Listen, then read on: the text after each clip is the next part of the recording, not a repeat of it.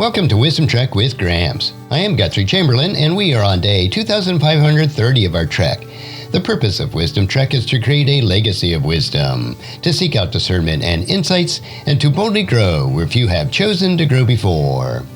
In today's Wisdom Nugget, we'll continue our journey through Psalm 38 by focusing on verses 9 through 16 from the New Living Translation. This section is a heartfelt cry of David as he navigates the pain of guilt, the loneliness of isolation, and the hope he clings to in God's faithfulness. In these verses, David pours out his heart with raw honesty, offering us a model for bringing our struggles to God. Let's begin by reading the passage together. Psalm 38, verses 9 through 16. You know what I long for, Lord. You hear my every sigh. My heart beats wildly, my strength fails, and I am going blind. My loved ones and my friends stay away, fearing my disease. Even my own family stands at a distance. Meanwhile, my enemies lay traps for me. Those who wish me harm make plans to ruin me. All day long they plan their treachery. But I am deaf to all their threats. I am silent before them as one who cannot speak. I choose to hear nothing, and I make no reply. For I am waiting for you, O Lord. You must answer for me, O Lord my God. I prayed, don't let the enemies gloat over me or rejoice in my downfall. David begins this section with a vulnerable confession. You know what I long for, Lord. You hear my every sigh.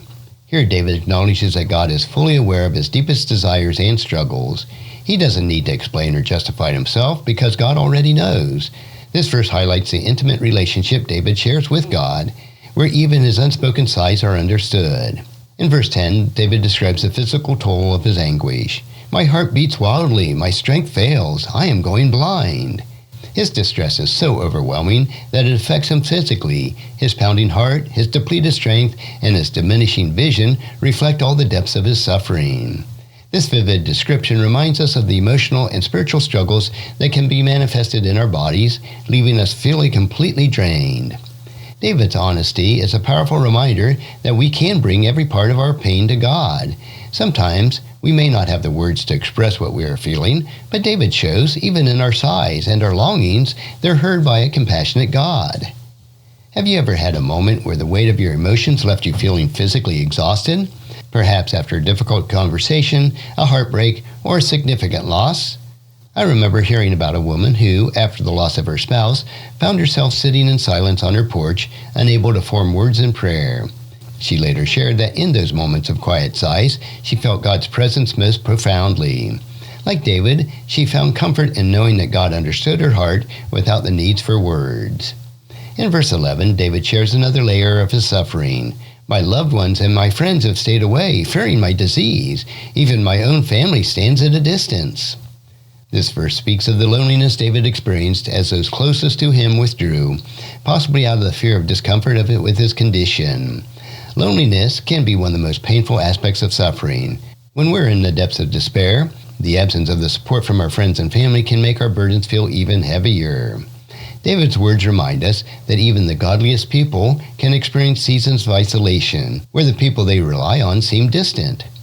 I think of the story of Job. When he was afflicted with suffering, his friends initially came to comfort him, but eventually began to accuse him instead of offering support. Similarly, when we encounter times when those we expect to stand by us are unwilling or unable to do so. Yet, like David, we can take solace in the fact that God never distances himself from us. He remains present even when others withdraw. David continues in verse 12. Meanwhile, my enemies lay traps for me. Those who wish me harm make plans to ruin me. All day long they plan their treachery. Amid his physical and emotional pain, David also faces external threats from enemies who seek to harm him. Their relentless plotting adds another layer of pressure to his already overwhelming situation. This verse highlights the reality of the challenges that often come from multiple directions. It's not just the internal struggles or isolation, but also external opposition that can weigh us down. Yet in the face of these threats, David remains steadfast, as we see in the following verses. In verses 13 and 14, David describes his response to his enemies. But I am deaf to all their threats. I am silent before them as one who cannot speak. I choose to hear nothing. I make no reply. David chooses not to engage with his adversaries or defend himself against their accusations. This silence isn't weakness. It's a deliberate act to trust in God. David's response reflects wisdom and restraint. By choosing silence, he demonstrates his reliance on God to handle the situation. He doesn't waste energy trying to fight battles that belong to the Lord. This approach reminds us of Jesus, who, during his trial, remained silent before his accuser, trusting in God's ultimate plan. Imagine a courtroom scene where the innocent person is falsely accused. Instead of arguing back and forth, the person remains silent, knowing that their lawyer will present a compelling defense. David approaches this situation with the same confidence. He trusts that God will answer on his behalf, and he doesn't need to vindicate himself. In verse 15, David reveals the heart of his hope. "For I am waiting for you, O Lord. You must answer for me, O Lord my God." This verse is a declaration of trust. David knows that his deliverance will come not from his own efforts, but from God's intervention. By waiting on the Lord, David demonstrates faith in God's timing and his ability to bring justice. Waiting is never easy, especially in the midst of pain or opposition. It requires patience, trust, and surrender. Yet David shows us that waiting on God is not passive. It's an active choice to trust him and to depend on his promises. David concludes this section with a plea. "I prayed, don't let my enemies gloat over me or rejoice at my downfall." David's prayer reflects his desire for God's vindication, not just for his own sake, but also to uphold God's justice. He doesn't want his enemies to find joy in suffering or to use it as an opportunity to mock his faith. This verse reminds us that it is okay to bring our desires for justice to God. He is the ultimate judge, and we can trust in him to handle every situation according to his wisdom and righteousness. I once heard a story about a man who faced constant criticism from a co-worker. Instead of retaliating, he brought his situation to God in prayer. Over time, the co-worker's attempt to discredit him backfired, and the man's integrity was vindicated. Like David, this man chose to trust God with the outcome, rather than taking matters into his own hands. Psalm 38 verses 9 through 16 offers us several profound lessons that are deeply relevant for our lives. First of all, God knows our hearts. Even when we can't find the words to pray, God understands our sighs and our longings. We can approach him with confidence, knowing that he hears and that he cares. Second, loneliness is part of the journey. There are many times where we'll feel isolated or abandoned by others, but God remains present.